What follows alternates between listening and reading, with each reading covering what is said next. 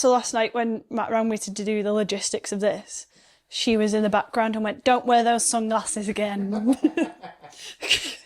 And then sent me links of 3 different pairs of sunglasses for him to buy. And she told me she'd just shaved the legs.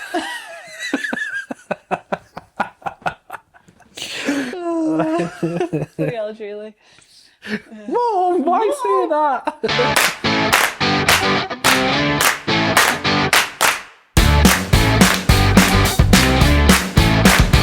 Hello and welcome back to Simping Sessions, your new home in the world of rugby league. We are up to episode 4. I'm Megan Wellens. I'm Matt Shaw. And here we are again, Matt. New venue again. New venue Changed again. I mean, I think, well, people will be able to tell where we are, surely. Well, it's been a long time since it was in Super League. It is. You know, for our Super League viewers who aren't rugby league aficionados. Oh, here we go. Matt is saying this because Matt has had a terrible week when it comes to pronouncing words. So every time he's tried to use a big word, it's gone wrong. So what's a word for when something's not clear? Some would say there's ambiguity, or as Matt would say, ambiguity. Then, was it illiterate? No. Infiltrate. Oh yeah, so when someone infiltrate is how you said it? I did say infiltrate. Infiltrate. I was busy at the time, in fairness on that. And then I got a voice note saying the word he was trying to say was aficionado. Which I just said. A big fan of. Matt pronounced it afficionado. Just take that in. Afficionado. So yeah, it's been a week of Matt showing why he got a grade B in GCSE English. There's a lot of people... Hang on, there's nothing wrong with that. I didn't say there's anything wrong with it. And I pulled out some good words. Onomatopoeia. You thought onomatopoeia was like the height of intelligence. But anyway, so Matt can't speak, and then I guess the other thing's what's been going on in your week? Well, I know what's actually... I know how you started your week. If we start the week on a Sunday, you started it on an open-top bus. I did start it on an open-top bus. Where were you? And we meant to be on that open-top bus, and then people with seniority got to be on that open-top bus. Basically, they didn't trust Meg with the job. That's not true. So basically, I went, and it was great. Well, I say it was great. I were really... Here's the cards on the table. I was a bit hacked off that Hull KR won the grand final because it meant a lot more work for me. Because I thought that I'm getting Sunday off, I'm getting Monday off, but Hull KR winning, I was on the open-top bus. So then that was my Sunday gone. That must have been cool, though. Yeah, but, you know, bored of them winning now because I did it for the Challenge Cup. And, you know, when you get access like I do, you get a bit tired of getting all these nice things. So if you heard that Hull KR, he doesn't want the access anymore and you can give it to someone else. Thanks. Yeah, but they want me there. Oh, okay, yeah. So yeah, that was good. And then I just thought I saw an opportunity to wind people up and I took it. With your post holding. Well, here's the thing. I think if people can't realise yet that I'm taking the mick when I post pictures of me in a Hull FC tie or with the Super League Grand Final trophy and say I'm off the Vicky Tock Tavern, which is a great place, by the way, although everyone was too drunk, I was sober because I was driving. They just need to get a grip. Well, so basically... Oh, but you completely are the polar opposite of this. Like, you berate me every time I do something like that. Because like, you're just asking for trouble. Embarrassing. What's embarrassing with having a picture with the trophy? Yeah. And then if people come and ask me for a photo... Who's asking you for a photo? Excuse me. I got to Craven Park and I got pulled for a photo with supporters. No, actually, what was the thing that what was the one thing that someone asked you when you got to Craven Let's go Park? through it. It wasn't at Craven Park either. Oh, right. So they'd had many beers. So. Oh, that was it. Yeah, so I had a photo there. And then after it, yes, someone came up and went, "Where's Megan?" That's me. And I went, "She's not important enough to be here. That's why she's not here." And he went, I can't remember what he said. He said, "It's probably for the best." Well, yeah. Anyway, and then went off to Vicky Tock Tavern and had a great time. And you missed out on all of it. I did. And I had pictures with people in there. And admittedly, I did send you the video. And I'm glad it didn't go on socials, but I'm going to tell people anyway. It was a bit awkward when this all started singing Matt Shaw is a Robin in there. Yeah. I thought it was going to end up on socials, which is kind of why I thought I'll just embrace this and say I'm going. So, well, I didn't. I was watching a show in Manchester, which actually was very fun. This is the first time I've been able to catch up with Meg about a week last week because she didn't speak to me for about 5 days. I can't remember what the catalyst for it was. Well, I'd sent you a text about Paul Wellens. Yeah. And you said he's being sacked, and I said no, his contract wasn't renewed. I said his contract wasn't renewed. No, you said he's been sacked. No. Go read it back. I said his contract hasn't been renewed, and you put off, Matt, and then didn't speak to me for 24 hours. And I said, well, he's been sacked, and you went, you mean his contract hasn't been renewed? Yes. In a smart-ass, stupid, idiot like way. you do with all your pretentious words. All right, and then I was like, what was the word you used yesterday? Etymology. Etymology? People the origin of the word. The origin of a word. Ridiculous. But anyway, and I was like, oh, stop being a smart arse. You know what I'm talking about. Like, it wasn't required. So I left my phone and I was like, I'm going having fun with my colleagues. See you later. And then at the grand final. Normally through captain's run. For a captain's run? Yeah, you were at captain's run. Sent me nothing. Yeah, because I was speaking to important people, doing my job. Right, so didn't speak to me in the grand final. And then doing my job. And then you literally blanked me the whole day, and then decided to speak to me on Sunday and accuse me of being drunk because I said, "Oh, I've got some exciting news about the podcast." I didn't accuse you of being drunk. You'd sent me videos of them singing. And then you'd sent me videos of them singing "Matt Shaw is a Robin." And then the sheer audacity on the Monday, she sent me a text message that I didn't reply to for 1 hour. I just care about this podcast. And then was in a mood with me again and wouldn't speak to me at the Sean Wayne presser. I just care about this podcast, that's all. An hour, 1 hour. It's when I'm coming with you info about the podcast. Weird behaviour, Meg, sorry. But anyway, that was our weeks. It was a week of Matt being unable to speak, so therefore me not speaking to Matt, and open top buses. So that is how our week went. But then... Meg threw up over a Chinese. But you don't need to tell people. If you notice, she's got a bloodshot eye, and she's claiming that she's got a bloodshot eye because she threw up after eating a Chinese too quick. I did. That's nonsense. What were you eating? My stomach just couldn't handle it. Just like salt and pepper chicken, the usual stuff. Salt and pepper chicken, curry sauce, special fried rice. I had a chicken and sweet corn soup. Yeah, just the usual. But anyway. You've got a bloodshot eye over it. Yeah. But it is what it is. But as you will have noticed, as we said, we are in another different venue. In Bradford still, but not Bradford City. We are at Odsal because the Bulls are back. Bulls are back. The Bulls are back in Super League. Baby. Bull Mania is back. Thoughts? Not surprised. Mm-hmm. Me and Meg actually did some good journalism about 3 months ago. 3 months ago, and worked out and we're like, Bradford are getting in. Well, no, because you messaged me saying, I think Bradford are in. Yeah. And I went, huh? And then we spent maybe a good 4 hours going back and forth on the maths of it. And as I left the office, I messaged you saying, oh my God, they're in. Yeah. Like, we were like, they're in. They're actually in. Yeah. And we thought at this point they'd finish 12th. Like, we thought they'd... never thought they'd be 10th. thought they'd, like, scrape into top 12. Yeah. And this was us doing massive, like, they win the championship and then this and then that. And we were like, they're going to do it. They're going to be in. So then for months I've been like, oh yeah, they're in. Like, in my head, they're in. But then I don't think I expected 10th place Bulls. No. And for them to be so high. Like, they're 0.19 off being grade A. If they'd have won the grand final, they're in grade A. They'd have been a grade A club. Now, listen, I'm sorry. I don't know how much of Odsal you can see. I shouldn't say this because they're letting us record here. It's a bit of a dump. It is a bit of a dump, and I know it's their dump, and that's nice, and it's got a lot of history, and it's got a lot of prestige, and I get it. But come on. Well, I think it's the thing of if you spoke to a Salford fan about the Willows, or a Saints fan about Knowsley Road, or I'm trying to think of other old grounds that people loved. Yeah, for sure. It's not Bradford's fault. But the thing is, it's not Bradford's fault. Saints fans and Salford fans would go, well, if we could have stayed in ours, we'd have stayed in it, and we'd have updated it.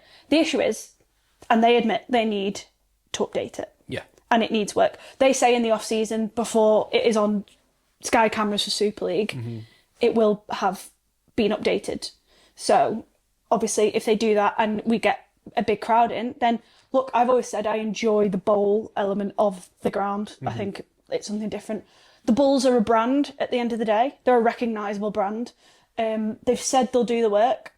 So then, if they do it, look, at the end of the day, the IMG Gradings are what they are. They ticked exactly every box that they needed to tick. They did. It's not Bradford's fault. It's not Bradford's fault. They did what they were asked to do. And to go slightly into the gradings of how they've got what they have because people have talked about stadium. Have they, Meg? Yes. So Please elaborate. there's 3 points on offer for your stadium. 1.5 for the minimum standards. Last year they got 0.5 for that. This year they got 1.5 because they've met every bit of the minimum standards. So things like director's box, gantry, having 200 corporate seats, stuff like that. Then there's another 1.5 on offer. Stop smirking about it, okay? There's another 1.5 on offer. And you can get 1 point for your utilisation. Okay. And then there's 0.5 for LED and big screen. Last year they got 0.125 for the big screen. This year they've got 0.125 for LED. And how did they get it? This is the important bit. They got the LED boards because they had LED boards for one match. They had LED for one match. Before the submission, they got them in. Which the club has admitted, back out privately, I think. Them's the rules. And they will have LED next season. And then they got the utilisation score. Then they got their utilisation score, which saw them average at 3,500 fans, something like that. So that's how they've done it. But that is the rules. And every other club could have signed a contract with an LED firm to have them in to show that they have them and have the contract for the year ahead. It's only the rule with the LED is that you only have to have it in for the end of the season. Yeah, to have it in before the submission date. Yeah. And they said, look, here's a match with it in. Cool. Which is ridiculous, but it's again they've played by the rules, and which is why I said last week or 2 weeks ago, was it last week? They will get in, and they deserve to be in. It's not their fault. And in fairness to Bradford, right? People will talk about the finances because what have happened last time, and then the odds to lease and all that. Get it completely. You can't use the stick and prod them on that now because they've been far more stable in more recent years. I think the only issue people have is we were told the panel system came into place so that any team coming up was scrutinised in a way that they haven't been before to ensure we don't have another situation like Salford where financially they're not viable. Your issue with and it's not Bradford's fault again, that's not what I'm saying, but the issue with the way the system is that Bradford have come up without any of that scrutiny. Sure.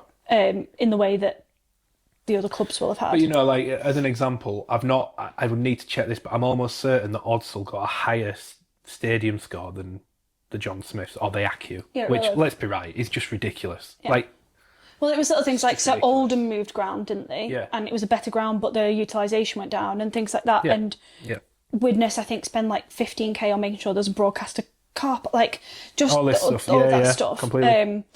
And look, ultimately, do the gradings fully capture what they should? No. But every club has known what they are. And known exactly what they needed to do. Last year. Yeah.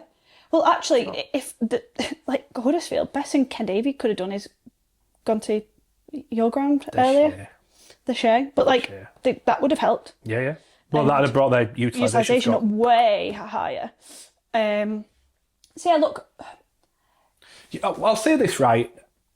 I am excited to have them back in a way because there is a lot of nostalgia attached to it, and if they can get back to anything like what they were, not even on the field, but in terms of atmosphere and that, it'll be a fantastic addition to Super League. Well, I think at the minute they're averaging around like 2.5 season tickets, 2,500. Yeah. Obviously, if they could even just double that for next year, for sure. And away fans might want to come for the nostalgia element. The issue, and I've spoken to people at Bradford about this today, the problem, I came as an away fan to watch Halifax here, and it was in the terracing. It was a shambles, if I'm honest. It took me 15 minutes during the game to get a pint, and then I had to queue 9-10 minutes to get food because there's not enough there for. And that was a 5,000 crowd. They will improve that for Super League. And they have said all this and said they're going to touch it up. They try to get a roof on. The pitch will be improved.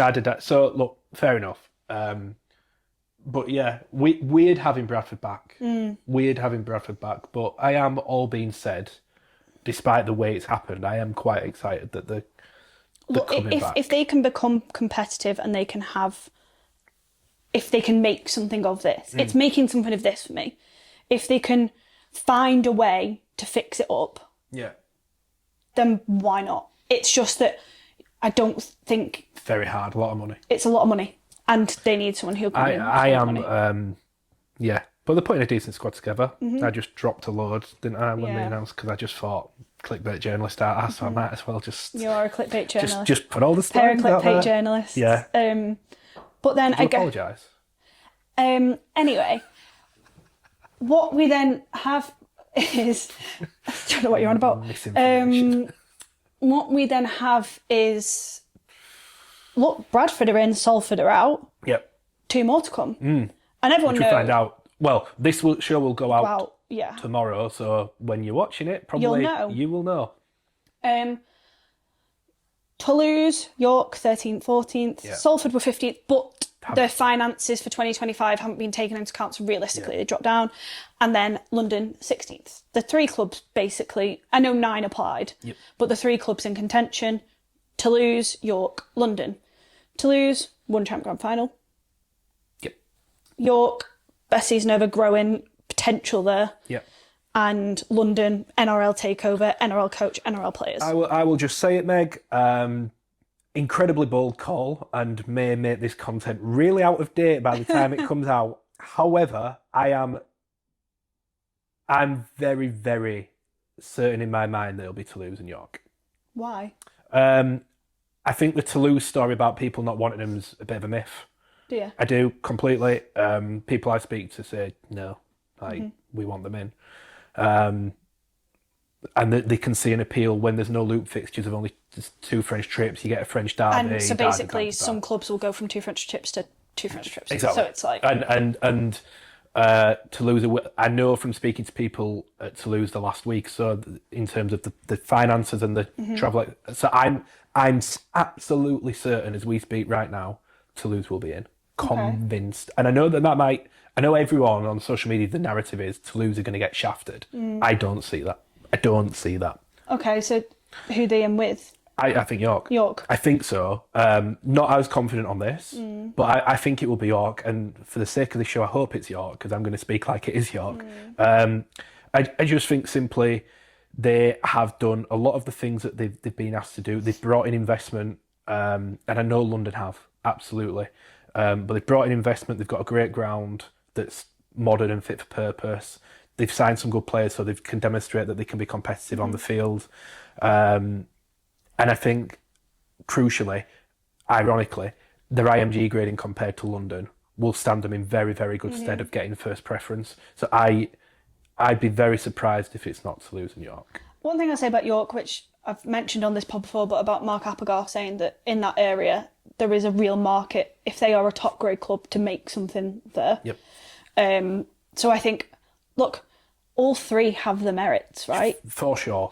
Sure. But if we're a sport in which people are saying we want it to be about this again or that again, the on-field performance again, well, apparently according to these gradings, both on-field and off the field, Toulouse and York should be. Yeah, because they finished 13th, 14th in gradings and finished essentially 13th, 14th on your league ladder for the year. So it makes, logically, there's not a lot. I don't know what arguments you could put forward for London above those 2 right now. Well, I know London have done great things with bringing Darren Lockyer in, Jason Demetriou and Regan Campbell-Gillard. And your argument is that Regan Campbell-Gillard and Havili are going to be running about. For sure, but York could have been doing that with Paul Vaughan. Like, do you know what I mean? It's not quite. Yeah, but it's still a big name player. So I just don't see that as being a big argument. So I do think it will be those 2. London, I don't actually think it will do them any harm having a year where they dominate, they do all the things right. Because like Toronto started in the lower leagues. Toronto drop. We spoke a lot about Toronto today, haven't we? Well, Brian Noble was here, so you got to reminisce. And Kurt Haggerty. We spoke about memories of Toronto and nights out, and I just walked off. But Toronto were able to build a fan base, and it helped because they were winning every week. Yeah. London, if they can still bring these players through and committed, signed, I know there's been word, but if they can, I think they've got incredible plans to build the fan base and do all these things. They're already engaging really, really well in the area. Well, we've had invites to some events that are going to be great. Yeah. So I think that a year of just hammering everyone in the championship, which isn't a given, but seems likely what they're planning on doing, will really stand them in good stead for when they come up. So I don't think I don't think it would be bad news for London at all. Okay. So it won't, but the only point I'm going to make is, like you say, about the committed thing. So they've never said signed, have they? Sure. When they have players and coaches, it's like committed for 2026. Yeah. Obviously, we'll find out in coming days if they're in, if they're not in, whether that committed is about Super League or not, because I think that changes the trajectory of their season next year. Possible, but I think with the pull they've got with Lockyer and the money they've now got, I don't think getting players and starting to build a good squad for when they go to Super League will be an issue anyway. There Because also might be something quite enticing if they're not up and you're in the Championship and you're on really good money. Precisely, and don't forget, you take York and Toulouse out. I know we're speaking hypothetically, but if they go out, who else has got money in the Championship? Who are your money clubs? Oldham. That's it. So you've got less competition for that. I really don't think it'll be bad news for London. I also think if Toulouse go up, like we were speaking on it earlier, but if Toulouse are up and we've got Bradford up, rivals round becomes pretty mega. You have Bradford Leeds, Saints Wigan, which is making me Hull FC, Hull KR. It's making me shudder because one of my best mates is getting married on Good Friday. You're at a wedding. Ben Halstead, Well, yeah. So your poor colleagues who already do so much already. Josh McAllister never worked. Justice for Josh McAllister. Oh, behave. Anyway, but yeah, so I'm going to miss the whole derby. I'm going to miss Wigan Saints. I might now miss Bradford Leeds. Yeah, it's really bad. It might even be the first Bradford Leeds. It's bad news. It's bad news. Yeah, it's not good. It's not looking good. It's no. I'm in trouble. Yeah. But look, Bradford back. Hopefully they, like one of them said to me before, one of their main sponsors, construction. Like there is the people around this club who could make something of it again. Yeah, for sure. And I do think they can, but it'd be a long time. Yes, and then we've moved on from Bradford. Toulouse, York, London. I think whichever two come up add a lot. Yep. It's going to be hard on the other one, but like you say, they're going to just have to see it in a positive light. That's that. And then I guess that takes us into Captain's Challenge, and we're keeping on theme this week. I'm the one picking my what's the word? My standpoint. I've also got a bit of I feel like people are siding with you a lot on this. I saw a few people going, Meg's won every one so far, which is nonsense. I don't think it is nonsense. No, I think the majority went with me on Bevan French. I don't think they did. I think half went with you. I think the majority went with you on the Bradford thing. Yes. But here I am, correct, because they're here. So, sorry guys, you were wrong. Anyway. So, have you got your timer ready? Yeah, so you got 2 minutes to state your case. I've got 2 minutes to state my case. 3, 2, 1. I believe now that IMG Gradings need to stay.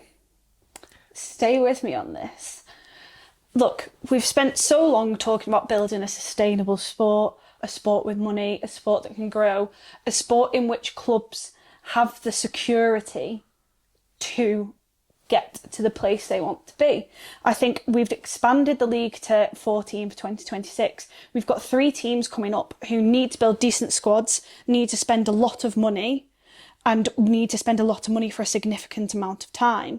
If we're going to ask that of 3 clubs and then also ask the other 11 clubs to up their game further, bringing back promotion and relegation only brings back the uncertainty. So, for example, the Bulls, if they know that in 18 months' time they could be on the cusp of relegation, why would they spend a penny on this? Why would they spend a penny on their squad? York, Toulouse, I don't know, Huddersfield, what's the point in them spending the money? Because they're in and they're going to go back down again. That doesn't do anything for the sport. I think as a sport, too often we change when it looks like it's getting a bit tricky rather than seeing it through. So then nothing ever lasts for long enough to bear the fruits of it. So look, does IMG Gradings need updating, changing, work? Yeah. But I don't think the better option at this time, when we have just expanded to 14, is to go back to promotion and relegation, when all that does is just bring back the financial uncertainty that expansion and IMG is attempting to avoid. 12 seconds to spare. You salvaged yourself slightly because I thought you were going to defend IMG Gradings without failing to recognise that you just said it's basically ridiculous that this nearly got them grade A. I'm saying if you're bringing these in, give them the time to be in. Okay, right. I've said, I think you even said it on the show last week, I have been a begrudging supporter of Gradings because for all the reasons you stated, it gives you the ability to slowly improve and be more stable in building and not make erratic decisions with signings. Get that. But I think they are so flawed, the Gradings. I don't think there's a way you can bulletproof them. I don't think it's about them being bulletproof. It's about them being manipulation proof. They need to be bullet. Well, all right, it's the same thing. It's not the same thing. I think no, it's not. I think they've got some of the areas it wrong. Like I changed some of the areas of it. Yeah. But I'm saying that I think these 14 teams should, if they stick by the gradings that are in front of them, should be in Super League until something goes drastically wrong. But my argument is this. You're saying that you get security with gradings. Well, you don't. Because what if London next year come and they become grade A? Yeah. Well, there's no security for Huddersfield or Castle. Well, there is because they know exactly the remits they're working towards. Yeah, but they can't guarantee that they can get more than London on the scoring. Yeah. So there isn't a guarantee. Well, they know what they'd need to do to be grade A. If you're grade A, you've got to remember, if you're grade A, well, allegedly, you're in. You're in. Allegedly. But you're in. Allegedly. If we're going by the rules of it, of it is that Super League is made up by every grade A club plus the top performing Bs. If you remember last year when there was 9 and they said he's surprised how many, went, we'd have to look at it if you got to a point where they're more than 12. Never actually guaranteed it. But we are at more than 12. We're not more than 12 grade A's. No, but we're at a 14 team league. My point is, if you had 15 grade A's, there's no guarantee all 15 would be in. They've never guaranteed that. I thought they had. No, I don't. I thought they said that because they all sat down and went, if you're grade A, you're in. I think if you go back to last year when we spoke to people at the Etihad, they were quite careful around tiptoeing around that. They said they need to have a look at it money-wise. Right, well, there you go. So they need to have a look at it. But my point is that there is no way in which you could have 15 grade A clubs and not have them all in. Listen, my thing is simple on gradings. If they can make it bulletproof, manipulation-proof, whatever pedantic statement you want to come up with now. Like, well done for using a big word correctly. Fine. Pedant. I can't even find a way to pronounce it wrong. Pedantic. Fine, but I don't think you can. I don't think there's a way to make it. Why not? Because the finances are so tricky and every club is not... I was going to use the word fiddling finances and that's not fair, but they are manipulating it and it's too easy to manipulate and I don't see how you can stop that. The stadium stuff, I'm sorry, if Cass gets full marks and Bradford, no disrespect, it's not bulletproof. But I think we're slightly different. Well, not slightly different, you probably agree, but for me, as a sport, nothing is going to change holistically overall until there is a ownership group in that is separate from owners of clubs that handles the purse strings and has, like the NRL, so much money that clubs can't say no to them running the sport. So then therefore it doesn't become about promotion, relegation or gradings. That's more about what system you want to employ. The issue is for me, with the owners in charge of not only their clubs but the sport as a whole, gradings is safer than promotion and relegation. I also just think, like, the fandom and the whole clubs have had massive rises. Let's be right, one of them's Hull KR is well known, but they haven't broken rules. They haven't cheated. No, they've followed the guidance, but the guidance is rubbish. How do you fix that and do what you want them to do, which is grow? I think there's so many flaws in it. Now, what's interesting here, Meg, is that we are having this debate a day after Super League clubs got in a meeting and started speaking about the prospect of bringing promotion relegation back in its old form. There's a meeting on Wednesday. My point is that the flitting, the changing, I completely agree with that. Yeah, I completely. And I'm saying that. So say Bradford, Toulouse, York, and London are included in that conversation. Why would they want it back? I know, but what I would say on promotion relegation now with 14, I was always against promotion relegation because I just thought it was too difficult. And yes, you can do it, but you need a ton of money to be able to do it, as proven by KR, Liam Wakefield, who did 3 success stories. They had a ton of money put behind the squads and would have been able to stay up if we were on licensing, right? On promotion relegation. However, not always being the case. Clubs have come up and just gone straight back down. Even, Toulouse did it. Toronto didn't, but... did. Yeah, Lee had done it before. Yeah. London. However, I think in a 14-team comp, promotion relegation, it's easier to get up and stay up. Why? Because the quality is more diluted at the bottom. You can catch them up easier. I do think that. I do think in a 14-team comp, it would be easier. Especially now. Okay, so then, hang on. Especially now with 10 quarters as well. Yeah. It'd be easier to build a squad that could get you above one team than it would in a 12-team competition. You're the top 4 or 5 team. You're in the bottom 4. Yeah. You know you're scrapping it out every year. Yeah. Why would you try and invest? And this is why this is why when I said I was a begrudging supporter of gradings, this was exactly why. Yeah. But I can't get behind a grading system that has so many flaws in it. That's my point. I'm just at a point going, this doesn't work. And I guess my point is, I am saying I want to update the grading system, but I'm saying that the grading system, even in its flawed state, is safer for the sport in its current form than the return of promotion and relegation. Possibly. I mean, you've only got examples here and there. Salford would have gone down this year regardless. Yeah. So it's in that sense, it's an interesting one. Like I say, you can do whatever system you want when the sport is running its current guise of club owners being the owners of the sport. Yeah, that it's never going to be. Agree. That I think my big thing is, if you are keeping gradings, to conclude, it absolutely has to be wholesale changes 100%. Because the current system, it's just 100%. far too easy.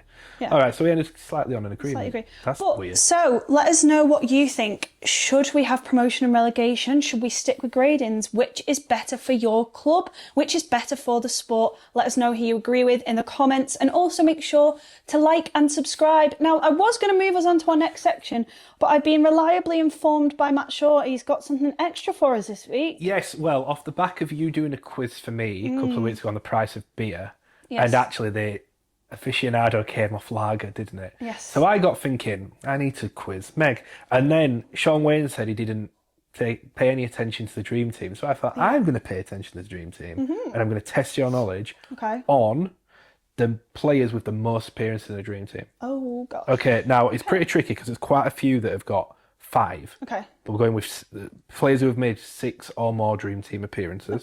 Okay. So you have 1, 2, 3, 4, 5. You have 7 players to get. 7 players. And because last time it was a shambles, it took me about 9 minutes. You have 2 minutes. Okay. To get them all. I will give you some hints if I need them. But your time, and get involved if you're watching. Yeah. Your time starts now. So am I starting with people with 6 appearances? You can do whatever you want. You can do whatever order Andy you want. Farrell? Andy Farrell is not on there. Sorry, he is on there, number 2. Number 2, he made 7 appearances. 7 appearances? Yes. Sam Tompkins? Yep, 6. Oof. Now it gets a bit tricky. 20 seconds gone. There's an obvious one who made the most by a country mile. Absolute country mile. Anyway, let me just think. Is there more modern ones than I'd think, or are they all old? There is one player currently playing. Morgan Knowles? Yep. Played in the grand final. Mickey McIlroy? Nope. Played for Wigan? Yep. Liam Farrell? Yes. Made 6. So you've got your 2 with 6. So you've got someone who's made 11 appearances to get, and 3 on 7. 3 on 7. All greats of Kevin Sinfield? Nope. Rob Burrow? Nope. Danny Maguire? Nope. Wrong club. Oh. Wrong club? For the 7s. One played here. Robbie Paul? No. The person who made 11 appearances in the grand final played here. Jamie Peacock? Jamie Peacock is on pointing there. at the jersey right, Jamie he Peacock's made name. 11, so you've got 3 to get on 7, and you've 7. got 45 seconds. What club? All different clubs. 2 was St Helens, 1 was Wigan. 2 was St Helens. Paul Sculthorpe? Nope. Kieran Cunningham? Yes. James Roby? Yes. So you got a Wigan player to Wigan get. player. Tommy Lulawai? No. 7 appearances. 7. You have 25 seconds. 7 appearances. Not still playing. Not still playing. Chris Rodlinski? Nope. Which era? Pat Richards? About that era. Right, I'll give you a clue, because you've got 10 seconds left. Yeah. Like Ross Radlinski's still at the club. Sean O'Loughlin. Sean O'Loughlin. I did it. 1 minute 54. There you go. With a lot of help. A lot of help, but I did it. There you go. Well done. That jersey did help, though. You can't see it, but there I can't believe you didn't get Jamie Peacock. There is a Jamie 11 Peacock jersey. appearances. 11, wow. And he's joint top grand final appearances, isn't he, with James Roby? Yep, correct. And Liam Farrell is second with 10. Yes. Alongside I have no idea now. Paul Wells. Anyway, so then that moves us on to offload and unload, and this is where we get you involved in the conversation. Now, this week we asked you for your favourite stories from across the 2025 season, and now this time it's over to Matt to read out the stories this week. I haven't heard any of them. Right. I'm very excited, but I have not heard any of them. There are a few crude ones in here. Crude. Are we a crude podcast? We're going to have to be on this dear. occasion. Right, this one's not too bad. Okay. So this was from, just so you know, we call everyone Kevin and Penny for because we think it's really funny. I nearly said something wrong. I nearly said a word wrong. For anonymity. Anonymity, yes. We call everyone Kevin and... So all the boys are Kevin and all the girls are Penny. In tribute to our favourite winger, Kevin Penny. Okay, so, yesterday's planned afternoon of sightseeing this must have been a screenshot from a text that happened on the day, I'm assuming, because it wasn't yesterday. Into a tour of Toulouse as questionable hospital facilities and a trip to A&E until gone midnight, thanks to a Samsung earbud. What? To cut a long story not very short, the rubber tip on my earbuds came off in my ear during the flight over, and despite 2 purchases of tweezers and multiple attempts, it was not coming out. We dumped our bags at the hotel, went to the nearest hotel, according to Google, which turned out to have been abandoned for years. Looked like it was something out of Silent Hill. What's Silent Hill? Oh, come on.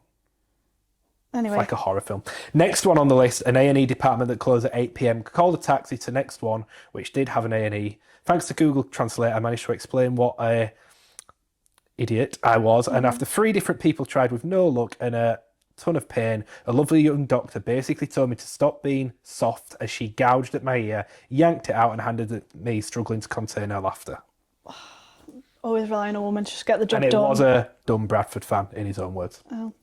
Always rely on a woman to just get the job done. That is true. There we go. So I'm going with the less crude ones first. Less crude. Okay.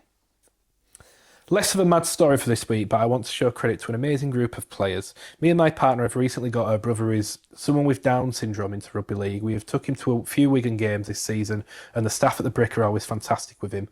One moment that stands out, though, was during Wigan v Huddersfield. The women's team at half-time came out and paraded the Challenge Cup trophy to the ground and did a lap of the pitch. We were seated in the west stand, next to the dugouts where they started the lap. Even though they were probably pushed for time and needed to get around the entire ground, every single one of the team not only gave him a high five or a hug, they all stopped to have a conversation with him and showed him the utmost respect. Wow. That's nice.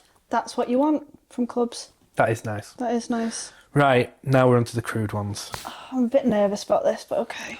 I have a mate. Can you make them as less crude as possible, please? I have a mate. Let's call him Kevin. Let's call him Kevin. We went to a Castleford Tigers game, and to put it bluntly, 20 minutes into the game, he was putting more attention into a girl than he was the match. Right. Anyway, somehow, 20 minutes into the game, or 20 minutes after, he leaves the game with the girl and goes back to her house. Right. Fill in the blanks. Right. At 7 a.m, he'd missed the coach home. He'd stayed at the girl's house.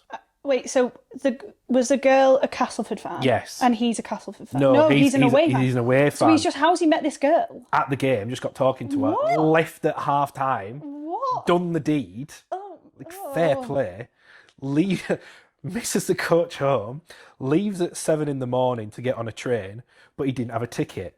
Right. So he hid in the toilets, but he fell asleep, woke up, and he was at King's Cross. In London? In London. London? Oh my God. I mean, fair play. Train ticket dodging, pulling at a game. That's a good away day. Fair play. Well, it's not really a away day because he didn't even watch the game. But technically playing away because he was with a rival fan. Have a day off. Jesus wept. Oh, I've got boys time are for that. vile.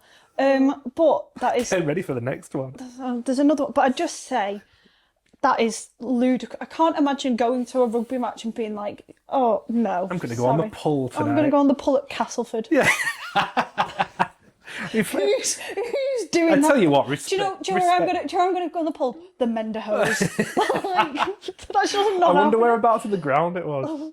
Ready to take your escape? Like, In oh. the fan hub. In the toilet. Oh, anyway. We'll move on to the next. Is this the last story? This is the last one. I don't even need to read this out. It was simple as. It was another away trip. Yeah. And this almost supersedes the other one. Alright. Because big word. Come on. Because this certain supporter went with a friend, and his friend managed to get to base 2 with a I like how we use in American terms. You don't have to say it. base 2 with a fan of a rival team at the game. At the game? At the game. What ground? London. London? Oh, what is it? Plough Lane? Literally.